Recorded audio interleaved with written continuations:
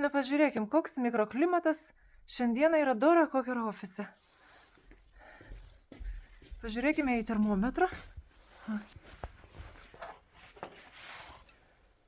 Mes čia turim kurtas.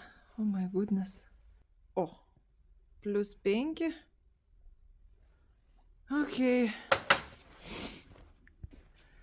Nieko tokio, einam jungti šildytuvą. Dėl to aš apsirengusi kaip meška su lašininiu megztiniu. Opa. Opa. Prie kompiuterio štais dar turiu vieną.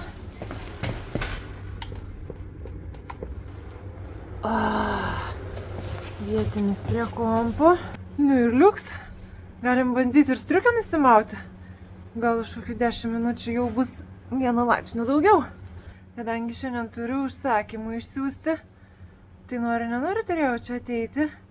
Greitai hop turiu susitvarkyti. Nu ir maut laukan. Sakau, ko dar čia trūksta iki pilnos šilumos. Va, ko trūksta.